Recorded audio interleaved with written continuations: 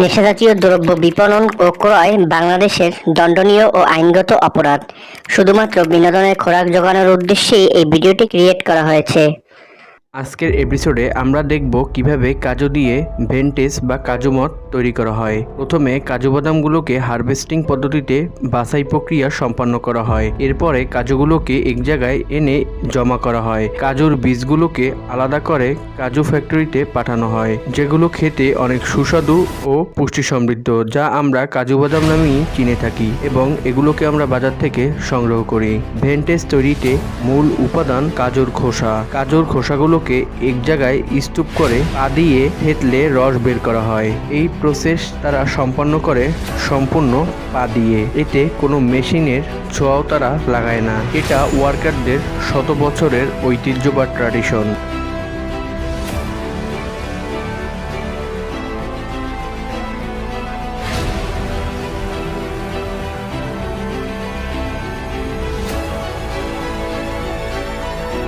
এই পদ্ধতি প্লাস্টিকের তৈরি এক ধরনের জুতা পরিধান করে তারা রসগুলোকে পা দিয়ে পাড়িয়ে বের করে। জুস বের করার পরেও অবশিষ্ট অংশগুলোকে পুনরায় জমা করে মোটা রশি দিয়ে পেঁচানো হয় এবং এর ওপর ভারী পাথর রেখে দেওয়া হয়। এরকম একদিন পর্যন্ত রাখা হয়। এই প্রক্রিয়া শেষে ছাঁকনির সাহায্যে রসগুলো ছেঁকে নেওয়া হয়। এরপর এগুলোকে ড্রামে রাখা হয়।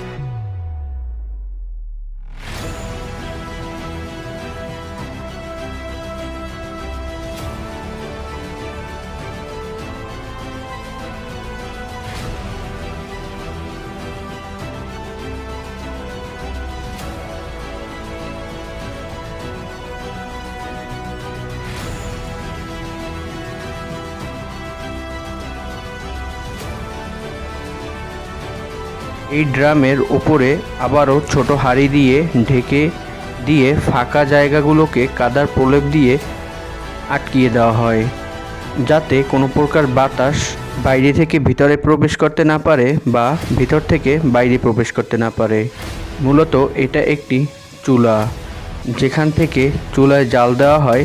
গরমে তাপ দিয়ে ভেন্টেজ তৈরি করা হয়, যার নাম কাজু মদ। তো ভিউয়ার্স, এভাবেই প্রস্তুত